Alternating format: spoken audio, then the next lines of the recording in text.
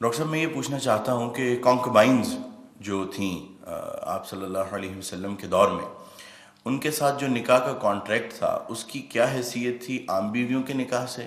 مختلف کیا تھا اس میں؟ اور ان بطور بیوی ان کی حیثیت کیسی تھی، اور ان کے ساتھ کس طرح کا معاملہ کیا جاتا تھا، اور بعد میں وراثت میں ان کا کیسا حصہ تھا؟ نیز یہ کہ کیا آج ان کی کوئی شکل معاشرے میں، کسی بھی معاشرے میں کیا باقی ہے یا اس کی کوئی اجازت ہے؟ دوسرا ڈاکٹر صاحب یہ کہ اگر اس کو ایلیبریٹ آپ کر دیں تو ساتھ یہ بھی بتا دیجیے گا کہ سورہ نساء کی جو آیات ہیں، آیت نمبر 4 اور 24، جس میں وما ملکت ایمانکم ان کے بارے میں آیا ہے، ان کو زیادہ ایلیبریٹ کرنے کے لیے کون سی تفسیر بہترین ہے جس کو پڑھا جا سکتا ہے، اگر آپ کو اس وقت آپ ریکال کر سکیں؟ جزاک اللہ۔ پہلے تو اپنی بات میں ایک تصحیح کر لیجئے، باندیوں کے ساتھ یا لونڈیوں کے ساتھ یا کانکوبائنز کے ساتھ کوئی نکاح نہیں ہوتا تھا۔ منکوحہ وہ بیویاں کہلاتی تھیں اور یہ باندیاں کہلاتی تھیں، یہ ملکیت ہوتی تھی۔ بیوی ملکیت نہیں ہوتی، بیوی تو ایک سوشل کانٹریکٹ کے تحت آپ کے ساتھ آتی ہے، زندگی گزارتی ہے، اس کی مرضی کے بغیر اس کا نکاح نہیں ہو سکتا، اس کی اجازت سے نکاح ہوا ہے۔ اور بیوی جو ہے اس کو یہ حق بھی حاصل ہے کہ وہ کبھی چاہے تو آپ سے سپریشن جو ہے وہ حاصل کر لے۔ لیکن یہ جو ملکیت کا تصور ہے اس میں یہ چیزیں نہیں ہیں، نہ اس میں نکاح ہے، نہ اس میں کوئی وراثت کا حصہ ہے، بلکہ وہ تو خود وراثت میں منتقل ہو جائیں گی۔ اگر کوئی شخص جو ہے اس کے کچھ باندیاں تھیں تو اس کے انتقال کے بعد وہ اس کی ملکیت ان کی جو ہے جیسے اور پراپرٹی جو ہے وہ منتقل ہوگی، اولاد کو ایسے ہو جائے گی۔ تو پہلی بات تو یہ چاہے اچھی لگے چاہے بری، لیکن آپ اس کو سمجھ لیجئے ایز سچ کے جیسے وہ تھا معاملہ۔ ہمیں اس کے اندر جو ہے وہ کچھ اس کو پیلیٹیبل بنانے کے لیے اور اس کو جو ہے اس کے اندر کوئی ترمیم نہیں کرنی چاہیے۔ سٹیٹس جو ہے باندی کا، کانکوبائنز کا، وہ یہ ہے جو میں نے آپ کے سامنے رکھا۔ اچھا، اصل مسئلہ یہ آتا ہے کہ آیا آج بھی ایسا کوئی معاملہ ہے؟ آج ایسا کوئی معاملہ موجود نہیں ہے۔ اور یہ لونڈیاں ہوتی تھیں حضور کے زمانے میں صرف وہ جو میدان جنگ میں مال غنیمت کے طور پر آتی تھی۔ آپ ایک جنگ ہوئی ہے، فرض کیجئے جنگ بدر ہوئی ہے، جنگ بدر میں اب جب کہ کفار کو شکست ہو گئی ہے تو آپ کو معلوم ہے ان کے جو اونٹ تھے وہ 900 اونٹ لے کر آئے ہوئے تھے، وہ سارے تو ابھی کھائے نہیں گئے تھے۔ اب وہ گویا کہ وہاں پر مال غنیمت ہے، ان کے گھوڑے اگر وہ بچے ہوئے تو مال غنیمت ہے۔ وہ جو آدمی بھاگتا وہ اپنا اسلحہ بھی پھینکتا جاتا ہے تاکہ بھاگے اور جان بچائے، یہ سب کیا ہے؟ مال غنیمت ہے۔ ایسے ہی اگر وہاں کوئی عورتیں بھی آئی ہوں، میرے علم میں نہیں ہے کہ بدر میں آئیں یا نہیں آئیں، احد میں تو آئیں، لیکن بدر کے بارے میں مجھے یقین کے ساتھ معلوم نہیں ہے، لیکن اگر عورتیں بھی آئی ہوں تو وہ باندیاں ہوں گی، وہ تقسیم ہو جائیں گی۔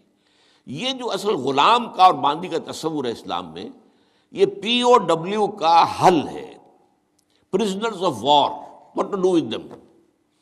یا تو اب آپ جو ہے بڑے بڑے جو ہے کنسنٹریشن کیمپس قائم کر دیجئے، ان میں پڑے سڑ رہے ہیں، وہ سب کے سب جو ہے کنسنٹریشن کیمپس کے اندر ہوتے ہیں۔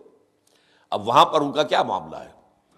تو ان کے لیے اگر وہ مرد ہیں ان کے لیے ان کی کوئی جنسی تسکین کا کوئی سامان نہیں، اگر عورتیں ہیں ان کی جنسی تسکین کا تقاضے کا کوئی سامان نہیں۔ ہاں، کھانے پینے کو تو ظاہر بات ہے کچھ نہ کچھ راشن واشن جو ہے وہ تو جو بھی دنیا میں پی او ڈبلیوز کا معاملہ ہوتا ہے کھانے پینے کو دیا جاتا ہے۔ اسلام نے یہ کیا ہے کہ بجائے اس کے کہ پی او ڈبلیوز جو ہیں وہ اسلامی بیت المال پر بوجھ بن جائے، انہیں ایبزارب کرو معاشرے کے اندر، انہیں تقسیم کر دو لوگوں کے اندر، اور ان کی حیثیت غلام کی اور باندی کی ہوگی۔ انہیں آپ کو کھلائیں بھی وہ، حضور فرماتے ہیں جو خود کھاتے ہیں وہ کھلائیں، جو خود پہنتے ہو وہ پہناؤ، اچھے سے اچھا سلوک کرو۔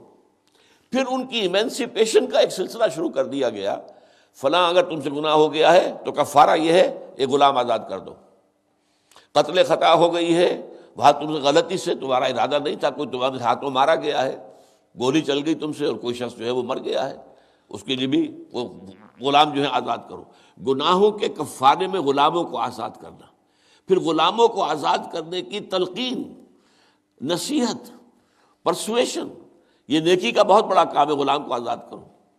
یہ ساری چیزیں جو ہیں اس کے ذریعے سے ایک دفعہ انہیں سوسائٹی میں جذب کرنے کے بعد وہ علیحدہ ایلیمنٹ نہیں رہے، اب سوسائٹی کا حصہ بن گئے، وہ ایک گھر کے اندر ہیں، وہاں رہتے ہیں، ان کے ساتھ جو ہے ان کے مالک ہیں، اور اسی طریقے سے ان کو رفتہ رفتہ ان کی ایمینسیپیشن کا بندوبست کیا اسلام نے، اور اس میں آپ کو معلوم ہونا چاہیے اس درجے ایمینسیپیشن ہوئی ہے کہ ایک وقت ایسا تھا عالم اسلام میں ساری حکومتیں غلاموں کی تھیں۔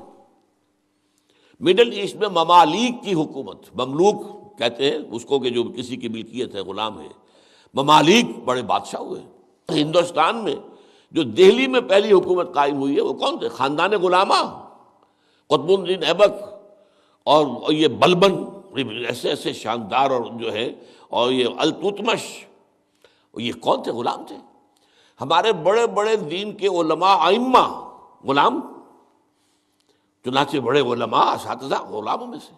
تو اسلام نے یہ راستہ اختیار کیا ہے۔ البتہ آخری سوال کا یہ ہے جو میرے اپنے ذہن میں ہے کہ اسلام نے اس انسٹیٹیوشن کو فائنلی ایبروگیٹ کیوں نہیں کیا؟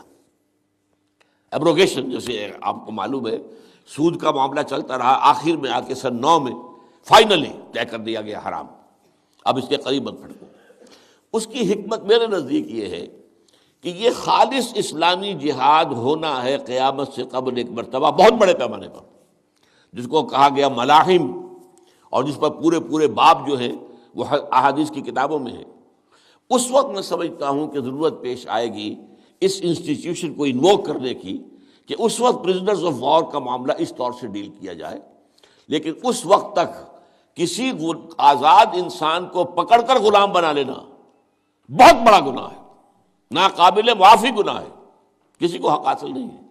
یہ جو امریکنز لے گئے تھے، آپ کو معلوم ہے یہ افریقہ کے مغربی ساحل کے ساتھ ساتھ وہاں سے یہ لوگ لے کر گئے پکڑ پکڑ کر ان کو، افریقیوں کو، اور وہاں جا کر انہیں غلام بنایا ہے اور شدید ترین جو ہے سختیوں میں انہیں رکھا ہے۔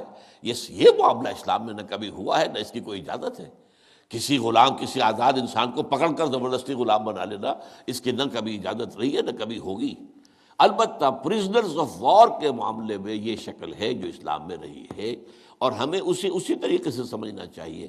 چاہے ٹھیک ہے دنیا اس کے اوپر فکریں چست کر دے گی، یا کوئی اس کو کہے گی، پاس بہت سی چیزیں ہیں کہ جو لوگوں کے عام جو مزاج اس وقت کا ہے وہ اس میں وہ ذرا آسانی سے وہ بات جو ہے ان کے ذہن کے اندر اترتی نہیں ہے، لیکن we have to be faithful کہ دین کی اصل تعلیم کیا ہے، اسی کے ساتھ جڑے رہنا چاہیے۔